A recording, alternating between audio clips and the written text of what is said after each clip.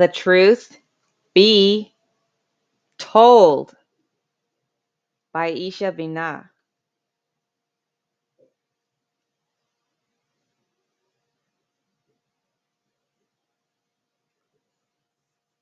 Chapter 11. A list of things that I have done for. I generously shared my car with her and her mother that she cared for on a weekly basis for over a year and gave them rides, taking them on errands. No, I did not ask for, accept, or receive any gas money or any type of reimbursement. Neither do I desire any such thing now. To be clear, I do not desire any reimbursement for these things of any sort. Neither would I have ever uttered them, except for this issue has occurred. There are some others among us that can testify to what I am saying. I hope they will. I was trying to remove the pain of struggling without a car from her.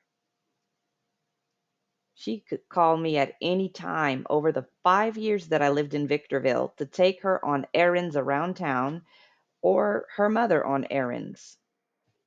We had a regular regimen of dinners at restaurants, comedy shows, drinks at bars, karaoke, and other various adventures was our routine for the entire 5 years that I lived in Victorville.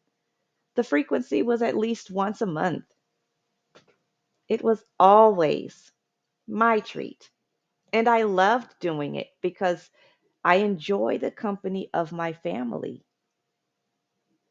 Because she was stressed out with caring for her mother, I filled in for her that way at times too for the entire 5 years that I lived in Victorville. Even after she got a car of her own, I still served her with mine.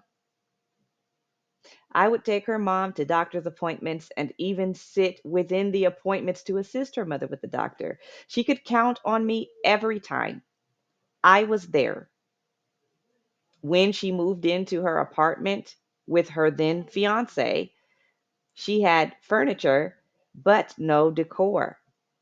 I had also just moved into a new house. Most of my things were still in boxes. I invited her to go through my boxes and take whatever she wanted for her new apartment. I arranged a last minute bridal shower for her in my home within less than 24 hours. I was on my feet through the night, scouring every nook and cranny with enthusiasm and excitement for her, to give my best polished presentation for her guest. And even though I heard her and her guest whispering and giggling against me, I held my peace and kept good service.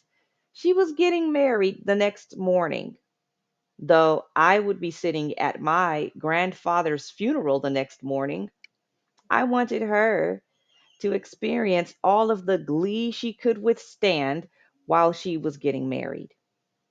When she complained to me that her brother was staying with her and she wanted to be alone with her husband, I took her brother in with open arms, gave him his own room for less than half of what it cost to rent a room monthly anywhere. He paid that for about 6 months and then nothing. I did not ask him for it either. I gave him room to choose to do the right thing on his own. After a year and a half of receiving zero, I gave him a 45-day notice and was hated for it. Took that in too. She would not talk to me for a while either. When she asked me to sacrifice a $50,000 profit plus the relief of owning a home that I could no longer pay for, and her friendship with my realtor because she really wanted to live in my home, I took a chance for her. I let her move in based on trust. I took no profit. All she's had to pay for a 5 bedroom, 3 bathroom house for 3 consecutive years is $1,400 per month. Went up to $1,450 during the third year. I wanted to see her catch a break because I thought she was really working hard and trying really hard to serve Ishi. Ishi allowed me to afford it at that time. I did not stress her each time I did not know how my bills were going to continue to be paid because I was learning to trust Ishi. Ishi is who I obey. Ishi is who told me to list the house now. He had not told me. If he hadn't told me, I would not have done so. I went way further than the extra mile to accommodate her greed. I heavily reduced my quality of life so that she can live far above her means. I allowed my bank account to diminish below zero multiple times without knowing how Ishi would fix it, but he did each time. I did not tell her for the sake of her peace of mind. Now, Ishi wants me to sell my house. I will obey Ishi. Only Ishi will I fear. Ishi. Hosea chapter 2, verse 16, King James Version. And it shall be at that day, saith the Lord, that thou shalt call me Ishi, and shalt call me no more Bailey. Uh,